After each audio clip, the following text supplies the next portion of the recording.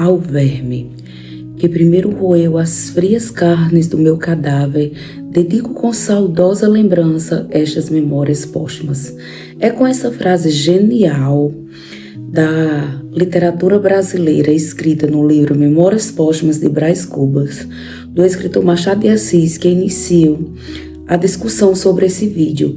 Hoje vamos falar de um dos maiores clássicos da literatura brasileira, Memórias Póstumas de Brás Cubas.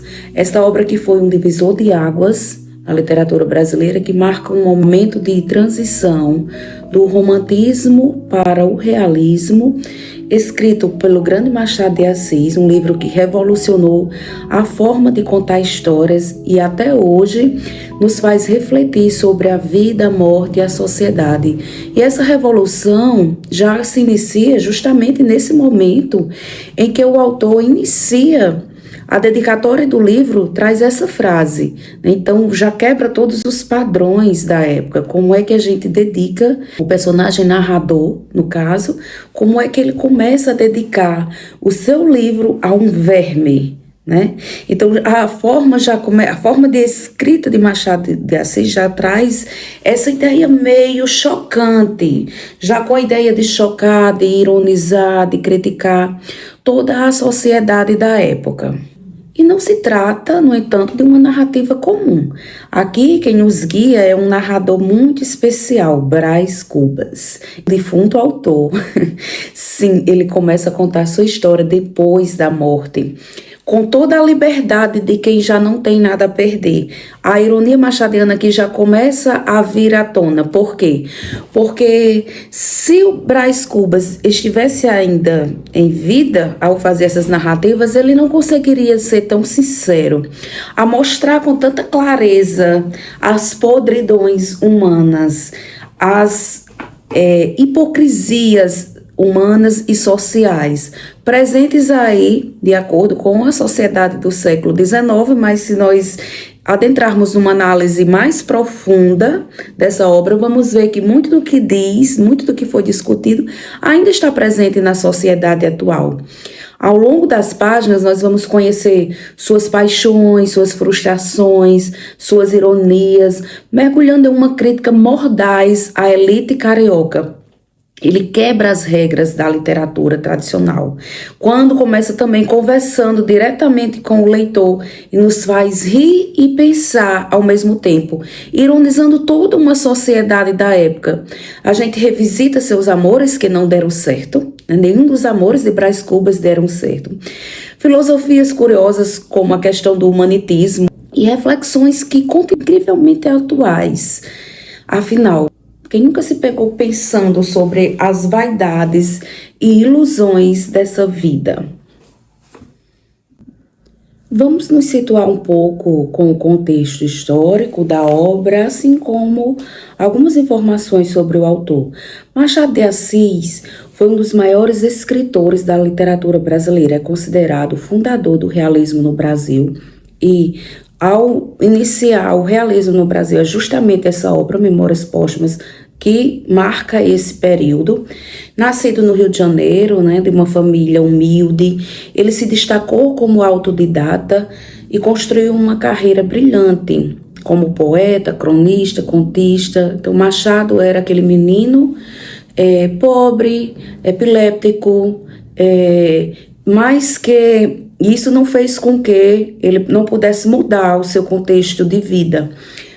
Visitava com frequência as bibliotecas do Rio em busca desse conhecimento, de aprofundar os seus conhecimentos. Ele é o fundador e primeiro presidente da Academia Brasileira de Letras. Deixou obras que marcaram profundamente a cultura nacional, como Memórias Póstumas de Brás Cubas, Quincas Borba, Dom Casmurro, entre outras. Sua escrita é conhecida por sua ironia refinada, pela análise psicológica dos personagens. Machado, ele adentra a alma humana. até hoje é reconhecido como um dos maiores gênios da literatura universal. Para entendermos um pouco sobre esse momento de transição do romantismo para o realismo, que são movimentos literários, períodos da literatura brasileira, e Machado ele faz parte dos dois momentos, tanto do romantismo como do realismo, mas para situar nessa questão da mudança, da diferença de um período literário para outro, situar nas características, é bom entendermos que no romantismo, uma das características fundamentais, a idealização do amor. O amor era visto como algo idealizado, o amor romântico, o amor perfeito. A idealização da figura feminina, a idealização da mulher. A mulher no romantismo era vista como um ser inalcançável, inatingível, idolatrado, como se fosse quase algo divino. Um sentimentalismo muito forte, tudo isso era uma das principais, a exaltação da pátria também, seriam algumas características do romantismo brasileiro. Com o avanço das transformações sociais e políticas, aí vai surgindo o realismo, que traz uma visão mais crítica sobre a questão racional da vida, sobre o ser humano como ele realmente é, o amor como ele realmente acontece, trazendo aí uma ideia de virada de chave, como se rompesse com os exageros românticos, apresentando agora uma narrativa mais irônica. Machado é um dos escritores brasileiros que demonstra um certo desencanto com a humanidade, com o homem em si. Os estudiosos da sua obra afirmam todo um pessimismo machadiano em relação à questão do ser humano mesmo em si. Dito até que há uma maldade humana de forma inconsciente dentro de cada um de nós, numa perspectiva machadiana. Entre as características realistas, vamos ter a questão da objetividade, racionalidade, fazendo aí uma substituição com a subjetividade, né? Aquela questão do eu, do egocentrismo, do subjetivismo, que eram muito características do sentimentalismo romântico, por uma visão mais crítica e racional da vida. Crítica social e política, denuncia aí as contradições da sociedade burguesa e da elite agrária do século XIX, expondo a hipocrisia, vaidade e desigualdades. Então, isso é mostrado através dos seus personagens, certo? Brás Cubas, ele era de uma família, digamos, de elite, de uma família burguesa. Toda a obra não mostra em nenhum momento uma espécie de trabalho, é como se ninguém trabalhasse, a não ser os escravos, as pessoas que estavam ali para servir, né? Aqueles que detinham o poder. Há aí toda uma questão de crítica também quando ele diz, né, em um certo momento da obra, quando o Brás Cubas relata, há uma discussão toda voltada para que o homem vive do suor do seu trabalho. Mas que trabalho? Quem são essas pessoas que trabalham? Quais os personagens que trabalham que são demonstrados na obra? Estou mostrando aí que na elite burguesa, a burguesia aí do século XIX, havia um comando em que essas pessoas que detinham o poder não tinha essa questão do exercício do trabalho. Em nenhum momento é mostrado isso na obra. A análise psicológica dos conflitos do ser humano, né? Então, os conflitos internos, nas motivações, a questão das idealizações, revelando aí muitas contradições e fragilidades. Em alguns personagens tem toda essa fragilidade, mas uma questão interessante é que as pessoas vivem muito voltadas para a questão do status social. Isso é representado através de seus relacionamentos, como por exemplo com a personagem Virgília, uma das mulheres que Brás Cubas ama, se apaixona, mas que Virgília também o ama, porém ela não vai deixar de ficar com Lobo Neves, que seria o seu futuro marido, para ficar com Brás Cubas, porque Lobo Neves teria mais a oferecer. uma vida de privilégios sociais, digamos assim. Então é uma narrativa inovadora, capítulos que traz capítulos curtos, uma linguagem irônica, traz aí também o fim do ideal romântico, rejeição com a ideia de um final feliz. Não há um final feliz no sentido de amor romântico. Brás Cubas se relaciona destacado na obra, principalmente 4 mulheres. Com nenhuma delas há um final feliz, típico, seria típico do romantismo. Os desfechos da história são muitas vezes frustrantes ou irônicos. E o mais interessante é esse fato de ser narrado por um defunto autor, né? Algo inovador, irônico. E aí, nesse contexto quando o livro é escrito, é um período que estava acontecendo mudanças como o processo de urbanização, industrialização. Muitos costumes estavam se alterando, inclusive a ideia do casamento. Era algo que estava em pauta, que estava sendo discutido. Outro detalhe interessante dessa obra é a forma como Brás Cubas narra a sua vida. Ele começa de forma também diferente, começando pelo final. Ele começa narrando a sua morte. Então, a sua morte, ou seja, ele começa do final da vida ao invés de ser pelo início. E no final, quando ele começa a fazer essa narrativa, ele começa a dizer, né, que estava ali, a primeira imagem que ele vem seria a imagem de uma visita de Vigília. Vigília teria sido um dos seus grandes amores. E ele ali relata que, mais adiante, ele vai falar sobre quem era aquela mulher. Quem era aquela mulher que estava ali lhe visitando em seu leito de morte. E aí ele começa fazendo essa narrativa, mostrando como foi a sua morte, que estava ali com seus 64 anos. Poucas pessoas estavam ao seu redor. Faz toda uma narrativa, explica qual foi o motivo da sua morte. Ele diz que morreu por uma ideia. Olha, veja aí a crítica.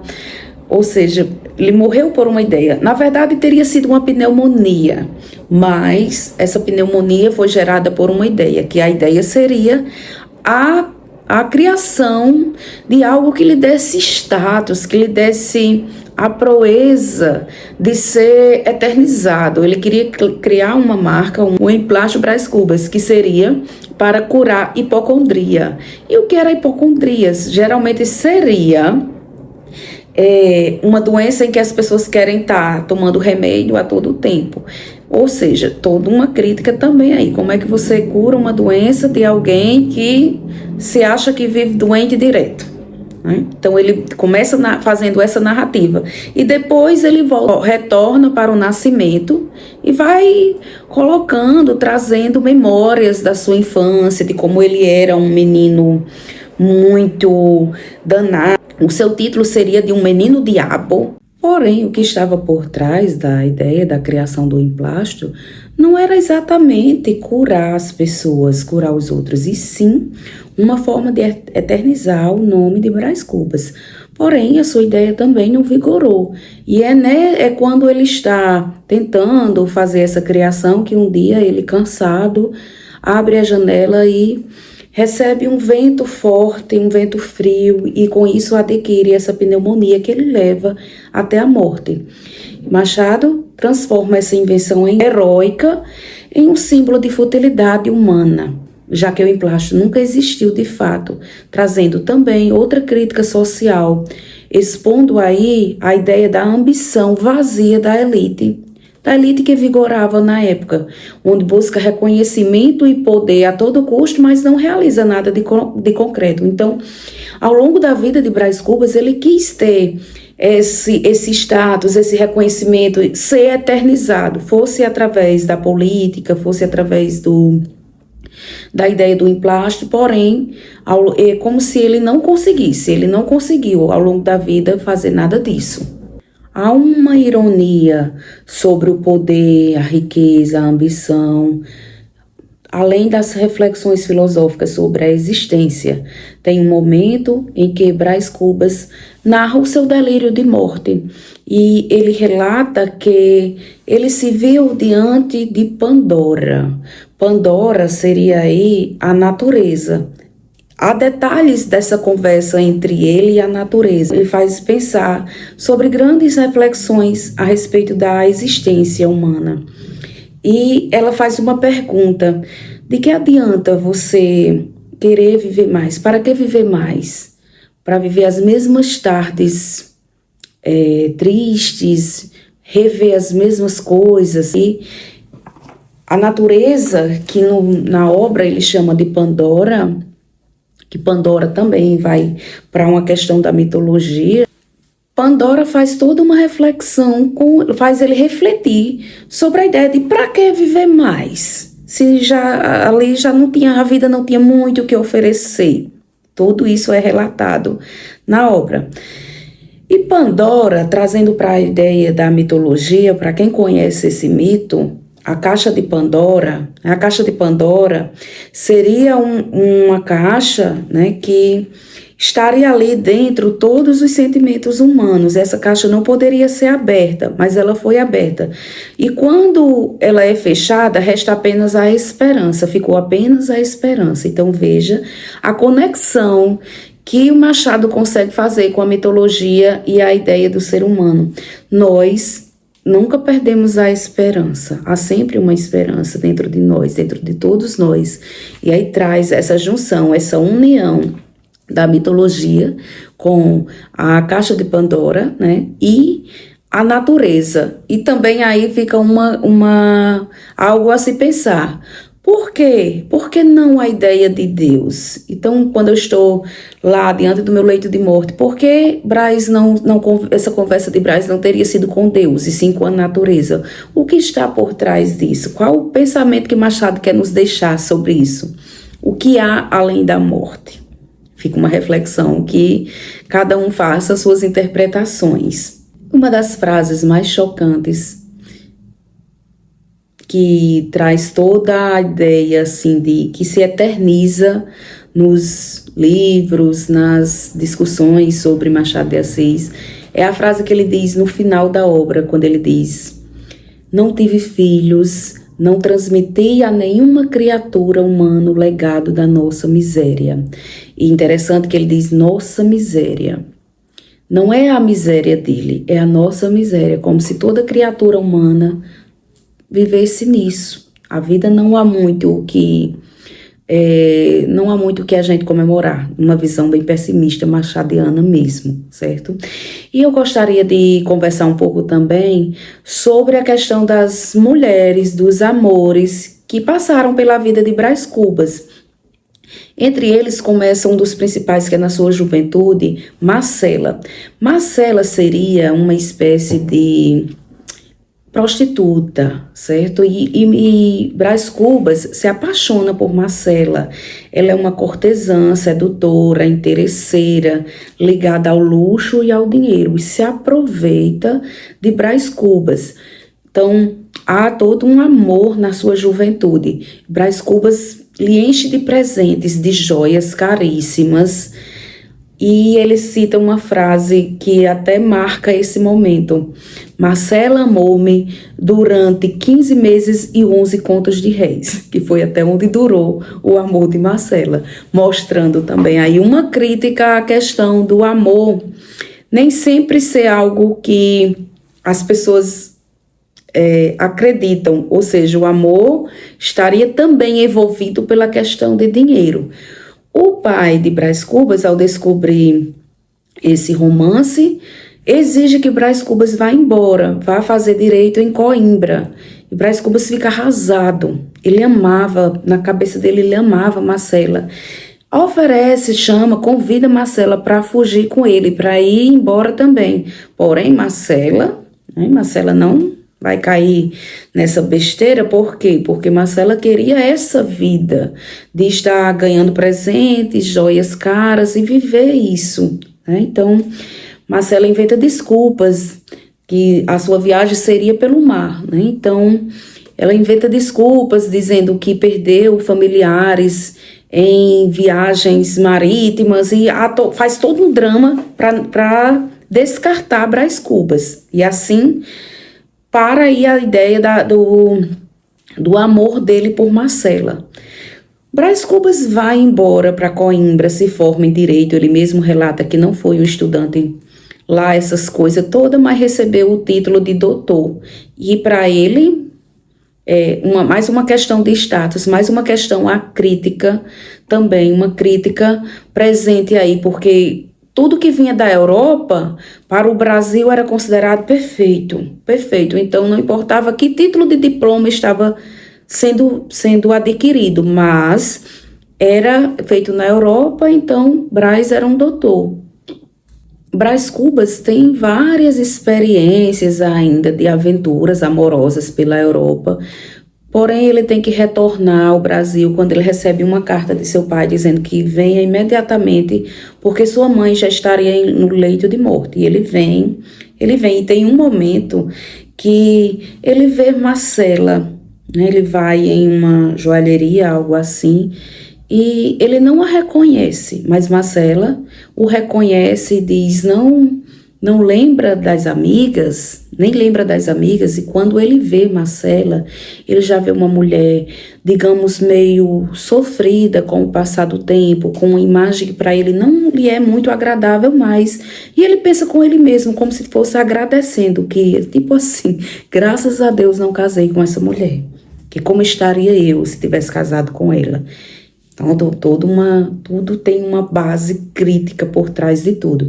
Aparece também uma outra mulher, uma menina chamada Eugênia, uma jovem doce, sensível, mas com uma deficiência física que inicialmente ele não percebe. Porém, quando ele percebe essa deficiência física, ela seria manca.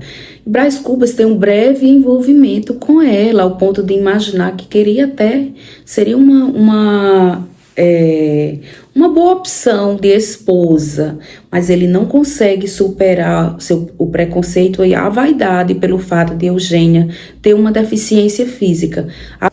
Ele vai se afastando, vai inventando desculpas, né? Mas na verdade o principal motivo é a sua condição física. Com isso, a crítica presente aqui é mostrar a superficialidade e o egoísmo do protagonista, que representa aí o ser humano em si. Então, por mais que Eugênia fosse uma menina doce, bonita, ele não suportaria. E alguém dizer, Brás, o esposo de Eugênia, a manca, então ele ficou pensando em comparações desse tipo, ou seja, uma preocupação com a imagem social, com aquilo que ele teria que representar para a sociedade. Outra mulher seria Vigília, que Vigília, como eu já falei, foi um dos seus grandes amores. Ela aparece lá no final, quer dizer, no início, mas ela aparece no final da sua vida, quando ele já está no leito de morte. Seria uma mulher bela, ambiciosa e que ao longo da história se casa com Lobo Neves, um político. Vigília, a princípio, seria um provável casamento arranjado, já que naquela época os casamentos eram como uma espécie de negócio.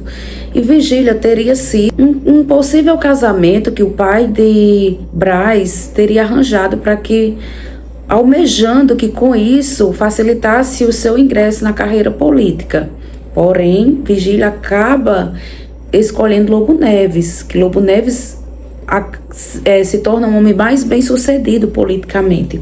E por isso, por mais que Lobo Neves não fosse lá tão atraente e tão bonito aos olhos de Vigília, mas poderia lhe oferecer mais status.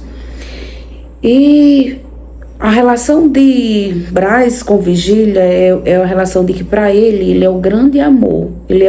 Vigília é o seu grande amor, com quem ele mantém um caso extraconjugal.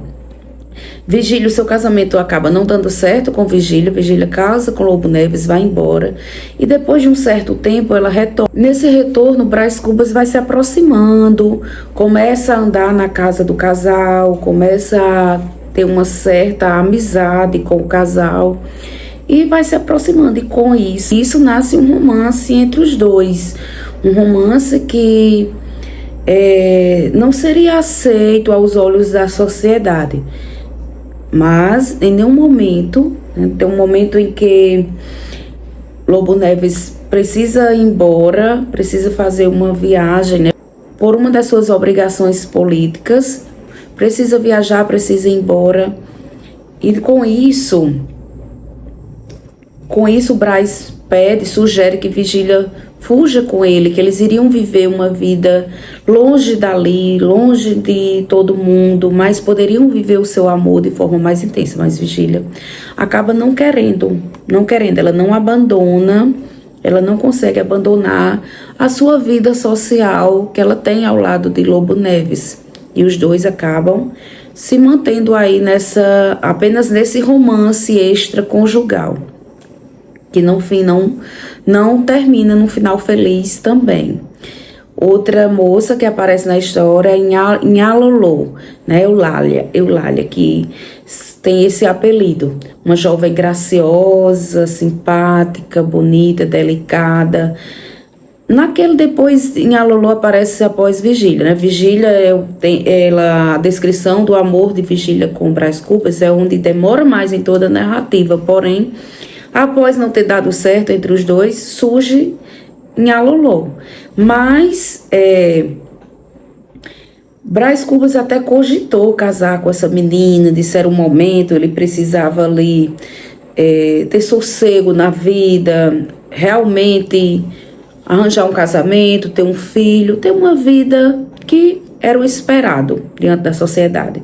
Porém, ela morre de forma inesperada, muito jovem, encerrando qualquer possibilidade de união, reforçando aí, mais uma vez, a ideia de frustração e da vida marcada por perdas com Brás Cubas. Então, em resumo, todas as relações de Brás Cubas fracassam por motivos diferentes: interesse financeiro, preconceito, barreiras sociais e a morte e a doença. Portanto, Brás Cubas acaba sozinho, finaliza sua vida buscando, já que não foi reconhecido pelo casamento, pelo amor, pela política, mesmo ele sendo um homem rico, de elite, e o que ele deixaria? Aí entra a ideia de que ele morreu por uma ideia.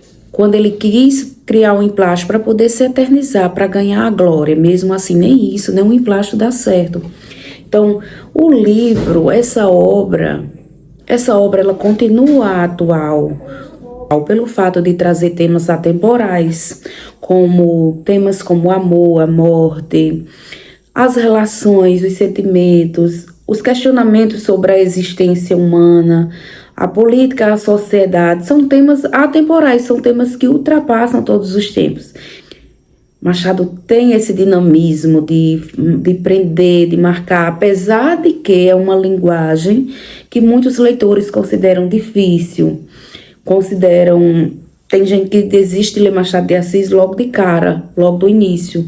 Eu aconselho que insista, que vá tentando entender os personagens, entender o contexto da época também facilita muito, entender o contexto em que a obra foi produzida, ajuda também a nós leitores compreendermos melhor as leituras que fazemos.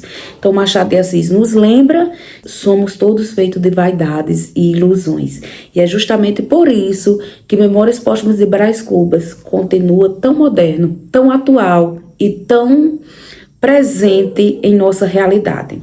Agradeço a todos que ficaram até o final, peço que se inscrevam no canal, curta o vídeo, compartilhe, ajude o canal a crescer e continue aqui com a gente para mais dicas e mais sugestões e mais reflexões a respeito de leituras que podem mudar e podem transformar as nossas vidas.